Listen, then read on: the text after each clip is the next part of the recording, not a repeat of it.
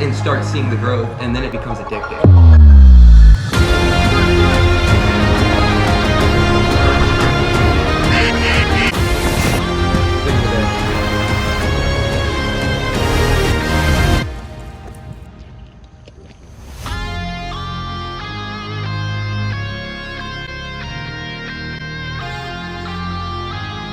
Welcome to the WildHeart Podcast, where we talk about all the crazy things me and my friends do.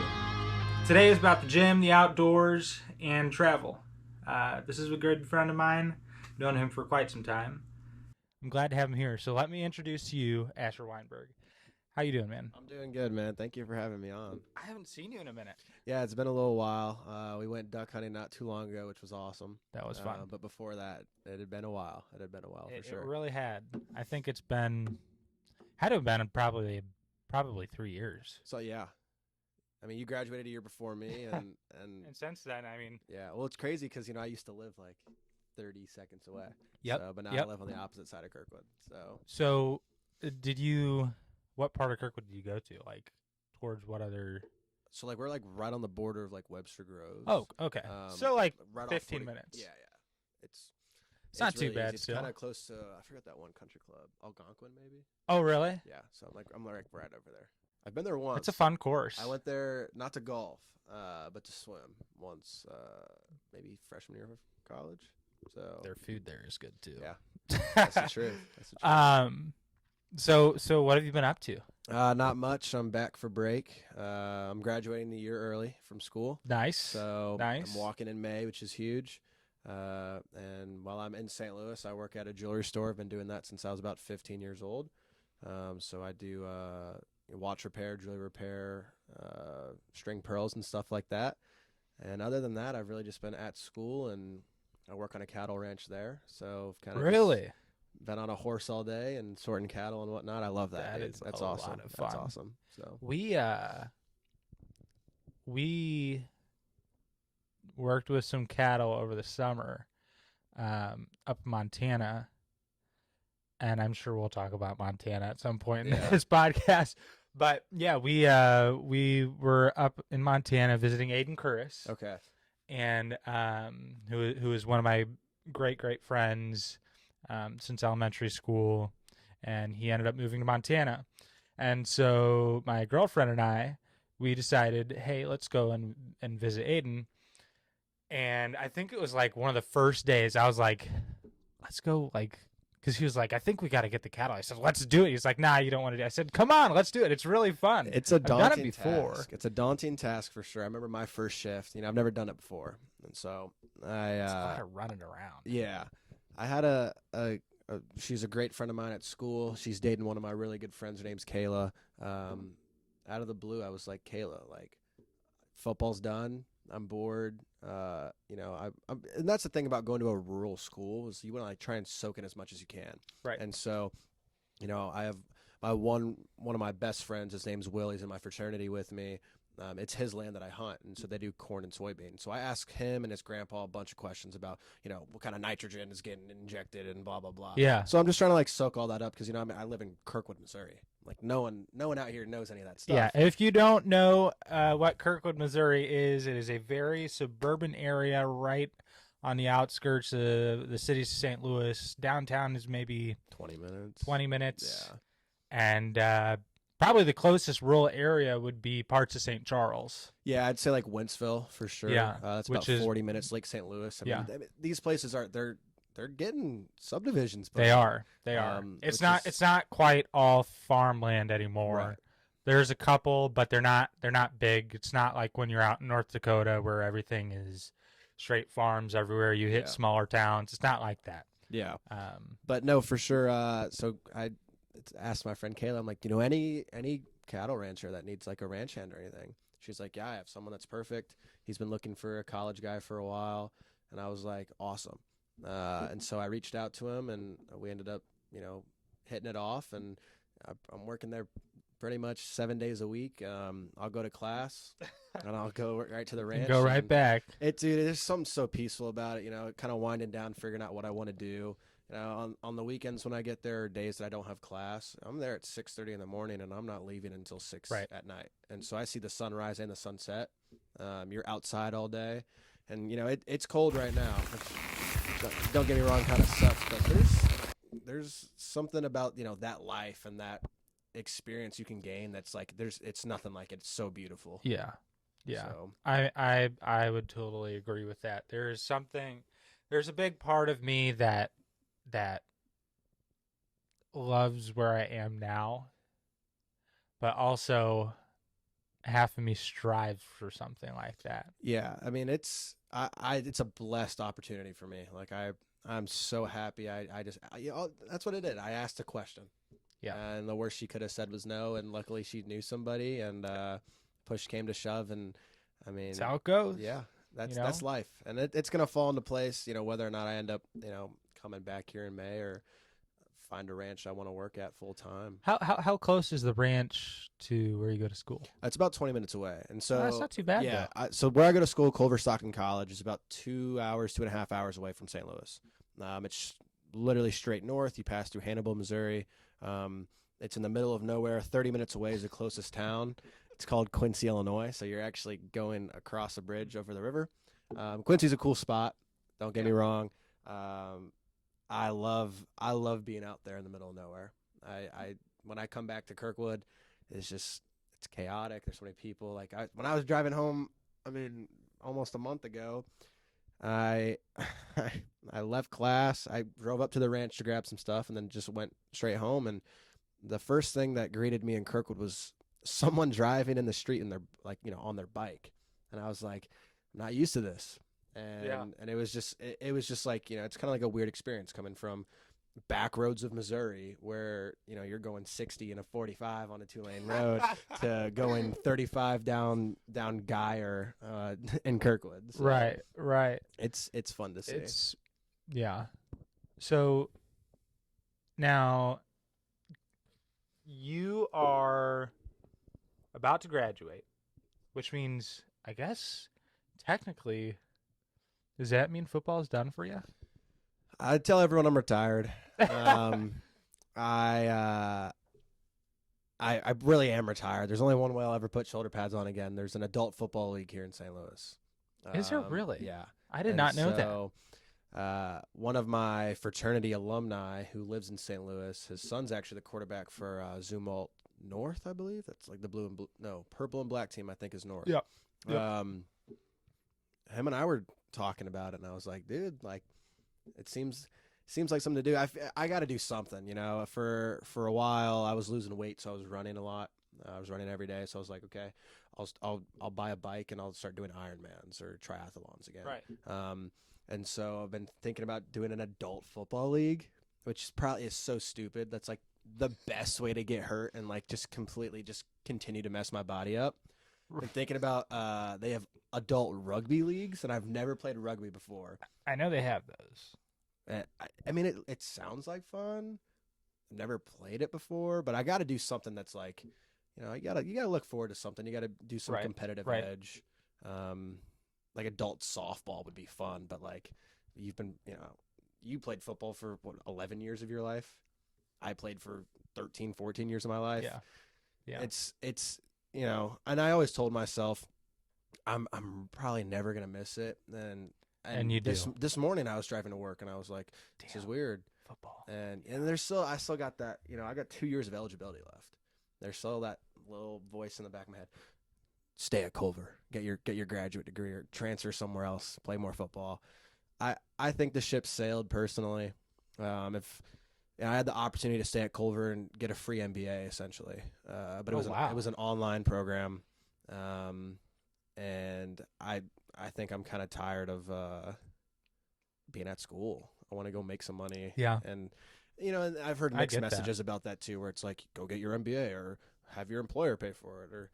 But also, if you don't know exactly what you want to do, that's the thing. Then you can just wait, and if you feel like going back, go back. Yeah, for sure. Many people do that too. Yeah. So I mean, I have mixed emotions about college in general. Like I got buddies that are welders and linemen, and they're making bank, and it's just like I've been battling that mind game as well. Well, I mean, we're close. We got to finish, but also at the same time, it's like it's something to do. Like you get a piece of paper. It's an achievement. It shows that you can never stop learning. That's like one of the biggest things I've experienced and heard and fully processed. It's like you can never stop learning. And so some of the stuff I learned is awesome. Some of the professors I've met, I still talk to. There's a professor that left and went to a completely different school, but he still has a house in Canton, Missouri, where Culver Stockton College is. And I stopped by his house when he was there, and we talked for like an hour. That's cool. Yeah, it was awesome. I had super, super cool professor, Dr. Osborne. He's down teaching in Georgia right now. He's a huge outdoors guy himself, huge woodworker. Oh, yeah. I had a piece of buck antler last year, and I drilled through it and his wood shop, workshop, whatever, and I glued a knife blade into it. So now I have a literal like buck handle knife. Yeah. Dude, it's awesome. That's cool, man. But yeah, no, I mean, like, just school in general. Like, I like to learn. Don't get me wrong, but I went to college to play football, and so now I'm just gonna finish and see where life takes me. Well, good for you, man. Yeah, good for you. Speaking of football, like, what was your regimen? Like, what was your athletic schedule like? So, I mean, that's a tough one. You get there freshman year, you're there 2 weeks before everyone else sets foot on campus. Yep. You move all your stuff in, and you're a college football player. That's it. You wake up at 6 in the morning, and you got meetings, lift, meetings, practice 1, meetings, practice 2. You're eating in between that. You're trying to scarf down as much as you can, and then you're in bed by 8, and there's bed checks at 10, and that's every day for 2 weeks. Every day. I enjoyed it for sure. Like, camp sucks. Don't get me wrong. There was something really peaceful coming into this last season, being like, this is my last ever camp. Like, it's gonna suck, but I'm gonna suck it up. And luckily, it was not. It's in the beginning of August. It's 104 heat index out there. Like, it sucks. So that means you're going at 6, 7 in the morning to beat the heat, and then again late at night. Yeah, and but so let me tell you, when you do that stuff, you feel accomplished. You do. Don't get me wrong. You put in that work when you get out on that. Yeah. On that field right before game time. Yeah, I mean, and there's also something, enjoyable about that process, because it's like, I'm here to play football. I'm not going to class. It got easier for me as well, joining the fraternity ATO I'm in. So shout out my ATO boys. And so living in a fraternity house made it so much easier, because it was like there were no bed checks. And the 40 guys that are in my house, 35 of them are football players. Oh, really? And I'm not the 35 football guys in the house. They all play. Yeah, it's a football house. We're really close. We watch film together. We eat together. It is a football house, nice. Which is awesome. So like that's cool about it. But you can't leave. You can't drive during camp. You're walking everywhere. Oh, I bet so. Living on the fraternity, keep you on that stuff. The fraternity house row, you got to go down this big hill and then up another big hill just to even get to the field house, and then to get to meetings or in classrooms the opposite side of campus. So I wish we had a golf cart. That would have made things so much easier, especially practicing, and you're already dead. You're done. Yeah. But in regards to like the everyday outside of camp, you got class. So you lift in season. You're lifting 3 days a week. Yeah, Monday, Wednesday, Fridays. I think no, I can't remember. In season. You're lifting twice a week. You're lifting Tuesdays, Thursdays, playing on Saturdays. Mm-hmm. We practice Monday, Tuesday, Thursday, Friday. Play Saturday. So on those Tuesdays and Thursdays, day gets a little hectic. You got weights, class, and practice. Right. You also have a meeting. So sometimes it's a lunch meeting. Sometimes it's a right before practice meeting. Regardless, during season, you don't have a life. You're getting up. You up. have a job. Yeah. You're getting up. Most guys have 7 a.m. lift. You go to class. You go to lunch. And then more class, probably football meeting, practice. that's kind of like an everyday. You know what I found really, really hard when I stopped playing sports for school was coming out of such a structured lifestyle. And I feel like a lot of people have trouble when they stop that. Yeah, that's honestly like my fear. Trust me, I wanted to quit college football. A lot of people quit, especially at these small schools, man. Everyone's transferring out. Yeah. I found peace in the structure. I found Having and structure in that's- life is really, really nice. and it's like, you know, there's some kids that can't accept that structure and they get suspended, they get kicked off. I embraced it. I was like, grade check? Great. Look at my grades. Yeah. Be happy that I'm taking 26, 24 credit hour semesters and I'm, you know, and like, so stuff like that. Like, you gotta, that's like the outlook thing is like, some guys are like, oh man, like I have to lift, I have to practice. It's like, well, this is what I have to do today. Yep. Like, just embrace it. That's what you came there to do. I think that's why I have such a structured life now. One, yeah, it's gonna keep you out of trouble, but like, I found myself very unwilling to do things when I first came out of being so structured throughout my day, and so now, like, and if you've listened to the first podcast, you know this. At school, I think I overstructure myself. And I love it because I love how, one, it has affected my body, but also my mental health.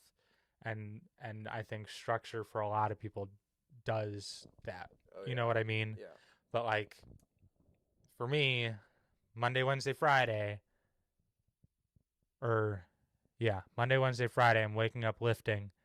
And then I am at some point throughout the day swimming and then running a mile. And then on Tuesday, Thursday, I'm getting up and running 4 miles. Oh, yeah.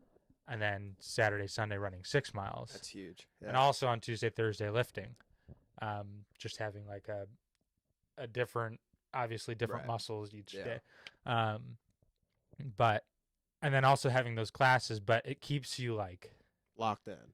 Yeah. It keeps you determined. I think I need more than a lot of people personally. It's a hard balance, man. I'll tell you. It's a lot, but it gets you there. This summer, I went on a really big, just, you know, people call it ghost, where they disappear. I just needed to lock in. Right. I wanted to focus up. You know, I needed to soul search, find myself a little bit. As cliche as that sounds, dude, I'll show you my phone. I have a note in my notes app from every single day. Right before I went to bed, I would, you know, list out the 15 minute increments of my day. Be like, wake up, pray, read a book for 15 minutes, work out, shower, eat this for breakfast. I could have my meals listed out. That way it was just like, bam, I know what I'm doing today. Yeah. I'd check it off. I'd check off how many times I'd fill up my water bottle. The way I was hitting 1.5 gallons. That's a lot of water. It is a lot of water. And like I just found peace in that. And so like I think that's like the biggest thing. That's how you get caught in like those, you know, I call it the death scroll, man. And I catch myself doing it all the time. Or I'm on TikTok or I'm on YouTube or, you know, Instagram Shorts. You're just sitting there in bed, just scrolling. I mean, there's so many more productive things you can do. And like, you know, that, you know, there's a big thing, you know, with burning out. Like, don't get me wrong. Doing that every day, you know, achieving the max every day, like, that's awesome. I love doing it. But then I kind of found myself like, you know, like there's a purpose for this. There's, you know, a routine. And then sometimes you kind of push it to like too much of a max. Like I didn't see my friends at all last summer. I was literally waking up, working out, going to work. I live right on Grant Trail now. I'd walk 4 miles every day, read my book, and go to bed. And like that's awesome. Like I loved it. I wouldn't give that summer up for the world. But like, you know, also like there are certain things where like you need to relax a little bit. Like I went out to eat at Amigos Cantina tonight, downtown Kirkwood. I love that. I just love that place. I went there today. I was like, yeah, give me the steak fajitas. This summer I was like on my fitness app or whatever it's called, where you I was tracking how many of the the chips that they give you. I was tracking how many chips I ate. I was tracking what I was getting, and like that's good and all. It's It a lot. And then it becomes like a little unhealthy and like a little unappealing, where it's just like to the point where like, oh, I care. Like you gotta embrace something. Like I'm huge for embracing something and like going like with what you love and what you want to do, but you gotta let yourself live a little bit. Yeah, it can be I've experienced exactly that as well, and I experienced that. I'm definitely still somewhat in it. Not right now, because I've got a messed up wrist and I haven't been at the gym. But once I get back to school, I'm going to the gym because it is definitely beginning to. I can tell that it's now starting to feel better. Yeah. But I think it was 2 years ago was my deepest point, and it's really cool to get there, because then when you pass your deepest point, like how deep you can go. Well, and not only that, your standards. Yeah. And then you never want to let yourself go. Yeah. You know what I mean? That's a huge thing. That's a problem I have. I'll speak on that. I'll go to the gym every day. This summer I was doing 2 hours every morning. And like that's awesome. But I was also training for a football season. Right. And so now it's like I'm there for an hour and 20 minutes at most. This morning I was there for 55 minutes. Yeah. And so like looking at myself in the mirror when I'm about to hit a set of whatever it is, and I'm like, okay, we're gonna hit this 3 sets for 8. I'm gonna do this weight. Coming off a football season, dude, it sucks when you're not moving the weight you want to move. Yeah. Like at all. It blows. What did they have you do in the gym for football? So off season and season are completely different. In season, you're trying to maintain. You're trying to keep the muscle you have. You're not trying to. You're going to lose muscle during the season whatsoever. Yeah. Like when I got there, I was bench pressing 295. When we maxed out right before I left to come back, it was like 275, which is stupid. Like I hated that. You're trying to maintain as much muscle as you have. Off season, it's putting that on. So like, for example, like some like the lifts we'll do in season, it's all like light stuff. You're doing hang cleans, you're doing, bench press, 3 sets of 5. They're quick workouts. They're 25, 30-minute long workouts. Yeah. Off season, you're looking at 45 to an hour long workout, which is awesome. You're doing a lot of core. You're doing a lot of 3 sets of 12 on bench, a lot of stuff like that. You're trying to put on as much as you can. My coach is a huge believer in your college athletes. You should be conditioned. Go condition yourself. So, and I love to run, and I used to hate it. I remember, there was a point in my life. I don't know. This is like 2 years ago when we weren't seeing each other or anything. Dude, I was 280. I was a big boy. I was 32% body fat. Really? When I got to Culver to play football, I came in as a D end. I played linebacker and D end at Kirkwood. Went to Culver to play D end. Then I was like, all right, let's bulk up. Let's be a college athlete. Dude, I was 280, 32% body fat. I was drinking a 12 rack of Busch Light on a Saturday night and eating anything. They got that stupid ice cream machine at school, man. I'd lunch, dinner, add some toppings like that stuff. And it was probably September 2021. I got out of the shower. I looked at myself in the mirror and I was like, dude, I'm fat. I'm like, this sucks. I hate being fat. You start sweating more. You just feel uncomfortable. My clothes were getting so tight. Yeah. And it's been a long 2 years. This last summer helped a lot. Like I thinned out good, but then I was small. And so I put on a lot of muscle. I'm 215 with 8% body fat now. I feel great. Who knows if that 8%'s true? I go to freaking Supplement Superstore and I'm standing on a little scale with my arms spread out like this. Regardless, I think I look good and I think I feel good. And my body feels better. The knees don't hurt. Walking around, my knees don't hurt. This last football season was bad. I ended up jacking my body up pretty good. But yeah, I mean, even like moving weight at 215 versus 280 just feels different. Like I'm hitting more weight now than I was when I was 280. Dude, I noticed that too. And I didn't have quite, I mean, that's like 70 pounds. I got down to 200 for a little bit. I think mine was probably about, if I was at 200, mine was probably about 50 pounds to my lowest. But yeah, I mean, I definitely felt a difference. Yeah. You feel it. I mean, I remember just walking up steps and being like winded. Like, what? What? Yeah. You know? That was my life for a while, dude. If there was an elevator, I'd take it. But I think the biggest thing for me is that summer after freshman year of college, so going into your junior year, my sophomore year, Mm-hmm. I'd get up every day. You might have even saw me, dude. I'd start at my house. I'd run around that whole loop, run by your house, back up that big hill. That's 1.5 miles. Yeah. I run that twice. I do that every morning before I went to work.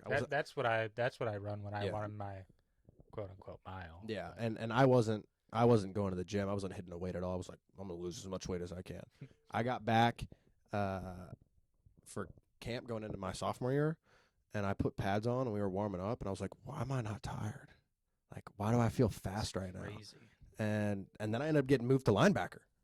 I lost enough weight where they were like, dude, you can't play D end anymore. They're 320-pound offensive tackles. You weigh 200 pounds. Yeah. So I got moved to linebacker. It's crazy how different you feel though, isn't it? Yeah, I mean, you feel fast. Like you're doing sprints in the field, and you're like, oh, I can move. And like, I probably run like a 4.840. Like, I'm not a fast guy. You've seen me play football. But yeah, I mean, it's just like a whole different. Just like a lot of like the fitness changes, the way you lift, and I mean certainly the way you run, and just like the everyday stuff, like you said, going up the stairs, like putting my boots on, like stupid stuff like that. I mean, it's good. I'm glad. I'm honestly like I'm glad I was 280. I'm glad I got that picture saved and you know, it's favorited in my camera roll. Like I was fat, and the way I look now, like I'm more than happy. I'm happy with myself. I'm happy I can make that change. There's a lot of people that struggle with that, and it was not easy. I mean, I was eating chicken and rice every day for lunch. I mean, I was talking with my buddy the other day. He was like, "Yeah, let's go to Cane's." I was like, "Dude, I haven't had Cane's in 3 years. I haven't had Chick-fil-A in 3 years. I just don't touch that stuff." Dude, I had Cane's for the first time in probably about the same amount of time, probably about 3 years. I had Chick-fil-A or Cane's for the first time like this last semester, and I was like,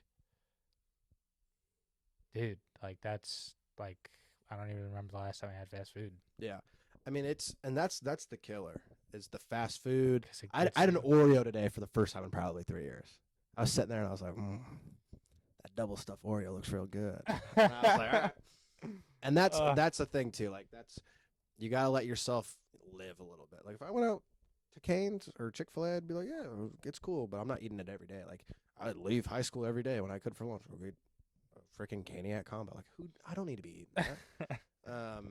Dude, yeah. Speaking of living, I have been living more hours of my day recently. That's a good thing. That's a fun Well, one. it's because of duck hunting. That'll do it. So when we went duck hunting, that was my first time. Yeah. And I remember I drove down here. I went to work because I had that week. We went on Saturday morning, Friday morning.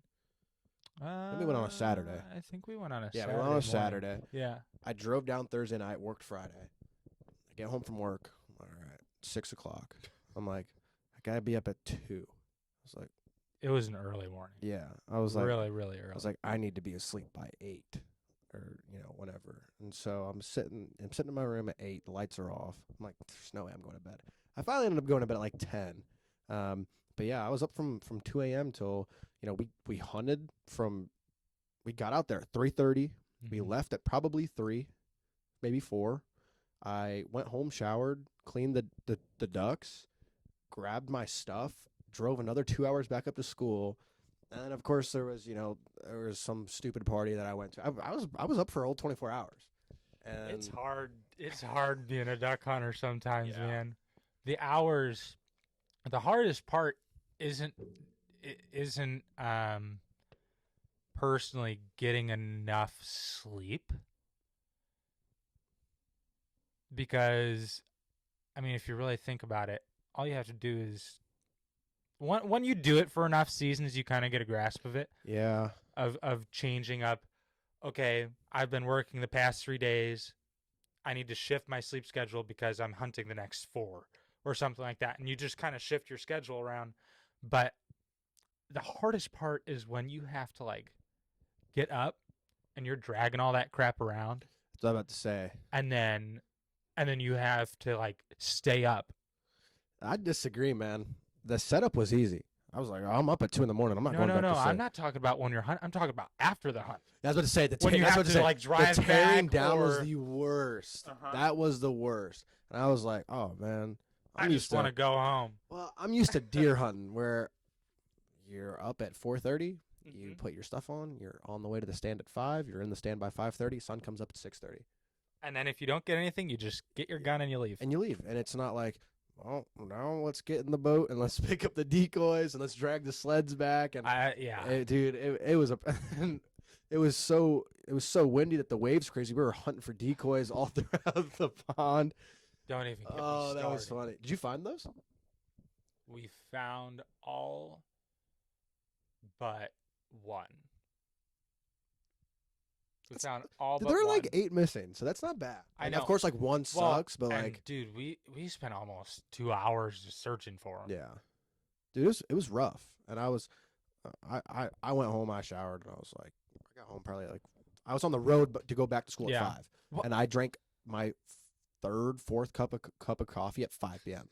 to drive home. And I was on the phone with someone the whole time I was driving because I was like, if I'm listening to this podcast, I'm gonna fall asleep. Honestly, And so- honestly, dude, the worst part about that hunt was the fact that the lake we were on, we could not use a motor, so we had to use Yeah. this stupid rowboat. That was We made it work. We made it work. We got 2. It worked. We it got worked. 2 ducks out of that boat, and they both tasted delicious when I cooked Yeah. them. That was awesome. Did I tell you what I ended up doing? No, I did. So crockpot. no, I cut out the breasts.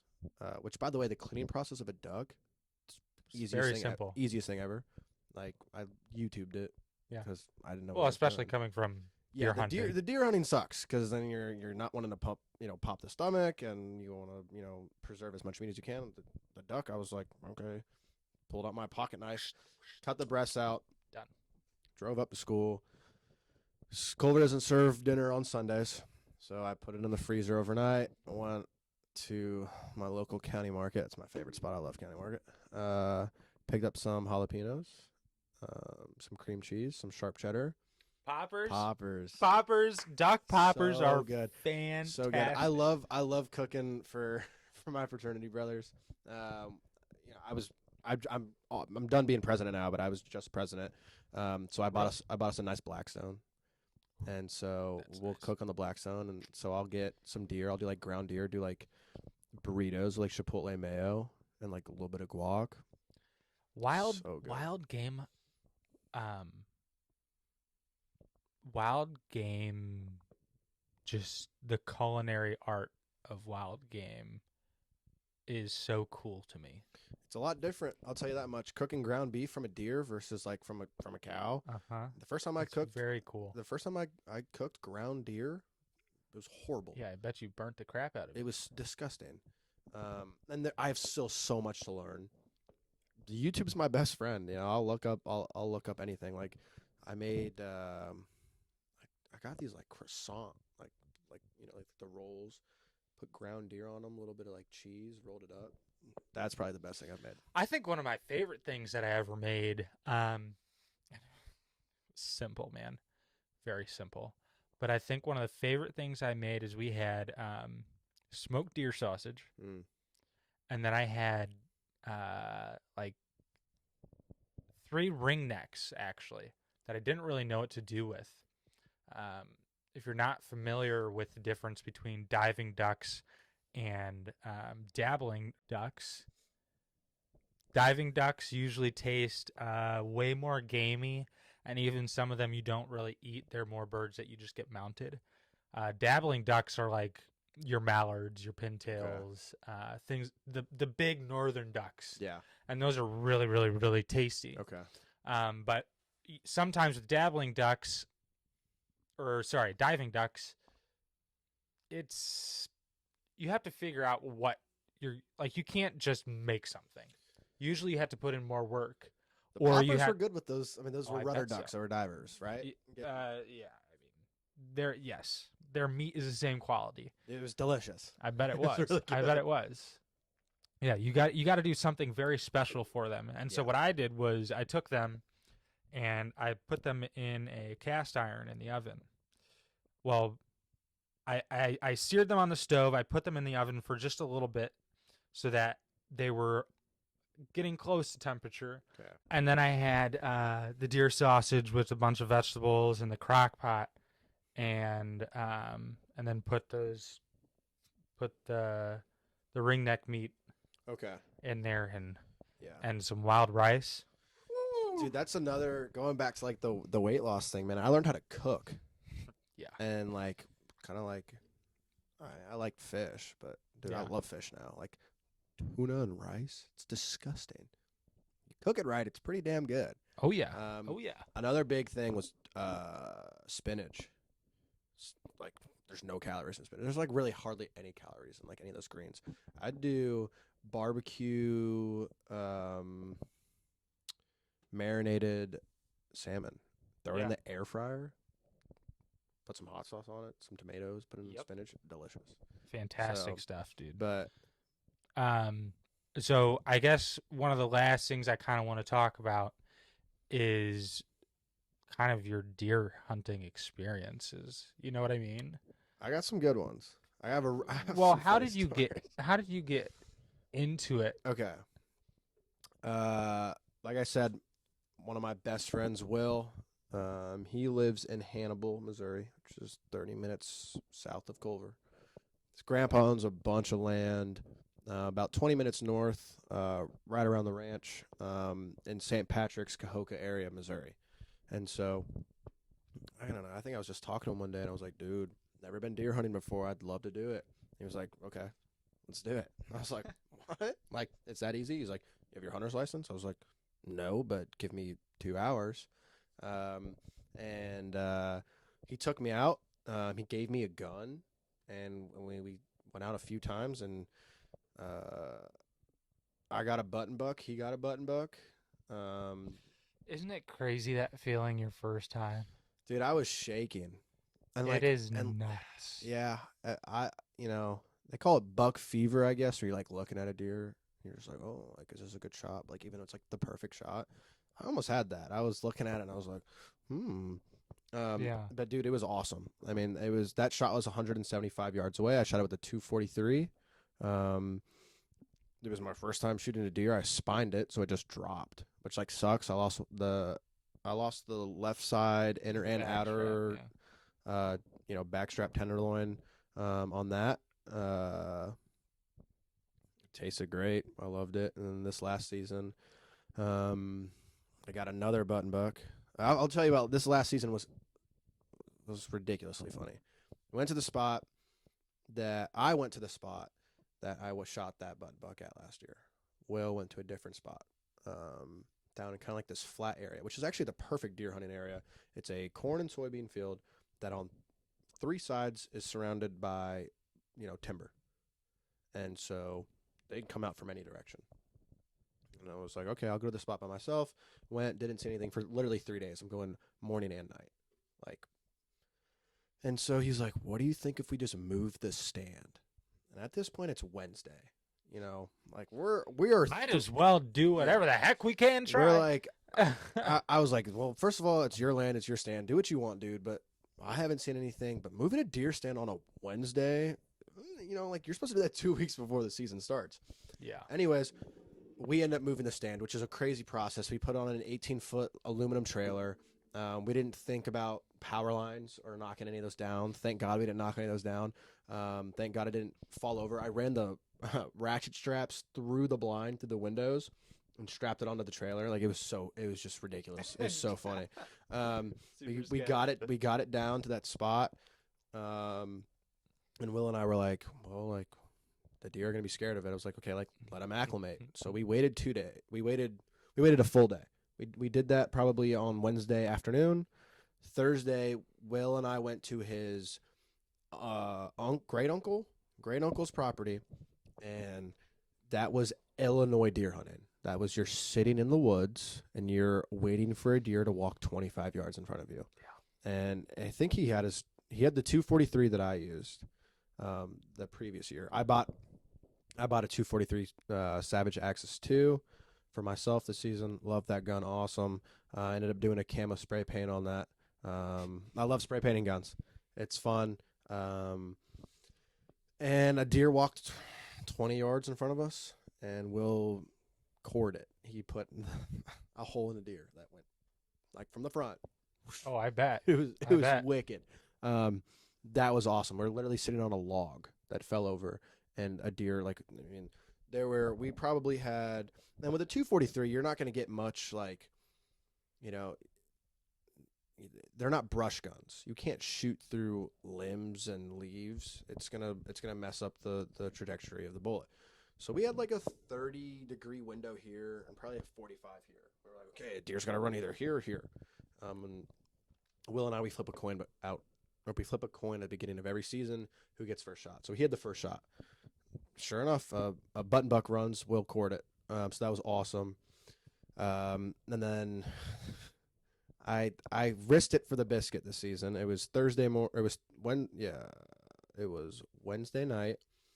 And I called the butcher because I don't do summer sausage myself or ground it. I was like, hey, do you guys have any room for a deer? They're like, we have one spot open tomorrow morning. And I was like, put my name down. I was like, I have to get a deer tomorrow morning. Like, if I don't, like, I'm screwed. Went out Thursday morning, shot a button buck from 250 yards away. Shaken. It was awesome. And I mean, at that point, it's Thursday. You're like, I haven't seen any. I mean, we saw so many 6-pointers this season. It was unbelievable. So next season should be awesome. I'm gonna take the week off of work and drive up there and hunt with them, which would be sick. I would love to, like, if you ever want to go someplace and go deer hunt, or even go hunt public land, or like, I don't know. Let's get together sometime. Yeah. And deer hunt. I'm convincing my folks to buy some land up there, because Will and I were talking about it. Regardless if my parents buy it or not, I'm gonna buy some 40-acre lots up there, have him farm it. He can put a stand on it. Also, my boss at the ranch is like, dude, come whenever you want during deer season. I'll set up a stand for you. I'm like, okay, I'll be there every day. Like, don't get me wrong, the duck hunting was awesome. There's a lot of action in that. Well, they're different. Dude, the deer, I'm addicted to the deer hunt. It's crazy. This is the thing about the difference between duck and deer. They both have their ups and downs. And I personally strive for the duck hunting more, but I haven't landed a massive buck either. I'm going after Florida deer right now, and you're not gonna find. They're like the size of my dog. I was just down there and I saw, because once you start, and then you could do this too. I know you definitely do this. Anytime you see a bird, I bet you're looking at it and you're like, is that a duck? Yeah. You go driving anywhere, like, I ride horses all the time now. I was down in Florida with my folks. I was like, let's find a horseback riding, touristy thing. We're on this horseback ride on some sand, and I'm looking over at the weeds. I'm like, oh, those are deer tracks. Yeah. I'm like, that's same sick. thing. So see the thing, but they're small in Florida. Yeah, they're they like ridiculously small in Florida. And that's kind of why I think part of me doesn't really like it, because their rules are too big for the size of deer. You know what I mean? Well, Florida's a big state too, so but everything is so heavy. Like the brush, the woods there are so dense that it's extremely hard unless you're on land that has been cultivated, like that has space for crops. And that's only meant for deer hunting. I mean, down there, the only thing they really farm are hay And I mean, you have the plantations that'll do the. You definitely know more than me. I mean, you live down there. From what I know, it's a lot of hay. You have the sugar cane, you have peanuts, you have stuff like that. There's no one doing corn or soybean down there. Those deer are small. I've seen one plot that does corn, and it's right on the Florida Georgia line, and I think it's in Georgia. So it's like, but yeah, I don't know. The nice thing about duck hunting is if you go out, you're probably always going to see something. Yeah. And you have a great shot at actually getting something. The thing with deer hunting is it's a lot less work. Yeah. Duck hunting is a lot of work. Deer hunting, a lot less work. The only thing that sucks, you're sitting out there a long time doing nothing until you see something. But the rush with deer hunting, is unmatched. So, yeah, that's the thing too. You see one deer, wait 5 minutes, 4 more will come out. But another thing too that I really noticed from duck, and I'll be the first person to admit it. Those first 8 flew by. I missed my shot, and I was like, You miss a shot on a deer, you're done for the day. You might as well pack up and go home. You miss a shot on a duck, you might be able to bring those things right back around. Or you wait 15 minutes. And a new group will come by. Yeah. So like a lot of action. That was cool. I like that. There's just something about I got an adrenaline rush from the duck, don't get me wrong. But it's not as good as a deer rush. You're sitting in a deer stand. It's cold. I like doing mornings. I'm a huge morning person. I work out in the mornings. I get it out of the way. I try to get everything done in the mornings if I can. I'm sitting out there in the morning. It's cold. You're like, well, why did I get up today to go do this? Yep, because you're not seeing anything until. And then 10 minutes later, here comes, Ford O, and you're just like. Yeah, and then you're shaking. So that was cool. Don't get me wrong. I learned a lot from duck hunting, like chokes and shotguns. I went quail hunting, and so I knew what a modified and all that stuff was. But I was like, you really piece it together when you're going for a different size game. So that was cool. But yeah, I mean, there's nothing that beats deer hunting. And then if you get bored in the winter, like my buddy just bought a thermal scope to put on his AR-10. Let's go coyote hunting, stuff like that. Which, I mean, I feel mixed ways about that. I really only hunt so I can eat. That's kind of how I feel. But also the chain of what coyotes do to farmers and that's the same thing with me and wild boar. I don't really kill stuff just to kill stuff. But at least with boar, you can eat them. Yeah. Yeah. But I mean, so there's, like I said, there's 800 head of cattle on this ranch. There's 600 head of sheep and ram. There's sheepdogs. Those sheepdogs will eat coyotes for fun when they come. So you can kind of see the firsthand how much it impacts farmers, ranchers, and why it's open season for coyotes all the time. Right. Yeah. Well, man, pretty much out of time. We didn't even get to talk about everything today. So at some point I'm definitely gonna have you back on here. For sure. But it was absolute blast. And we will definitely have to join one another hunting on the other side, whether it's deer, duck, or you know what I mean. So thank you everybody for tuning in today to the WildHeart Podcast. If you want to keep up with my guy Asher here, his Instagram is ASHERW52, so that's Asher52. Again, thanks for being on the show. Thanks for having me. Can't wait to get out there next season with you and just live that life. If you want to keep in touch with me and all the things that I'm doing, the podcast you're listening to right now is the WildHeart Podcast, where we talk about all the crazy things me and my friends do. You can listen to it on my YouTube channel, which is Christian_Maldonado_outdoors. My outdoors and fitness Instagram page is Christian_M_outdoors. And my personal account is Christian_Malden. Thanks for listening, y'all. We'll see you next time on the WildHeart Podcast. Okay, cool. Awesome. Thanks for having me. Really good. That was fun. We put out almost an hour. Did we? Yeah, 55. Dope. I mean, that's completely raw. Maybe a couple more minutes. Oh, yeah. Get taken out, but that's cool, dude. Thanks for having me. You're awesome.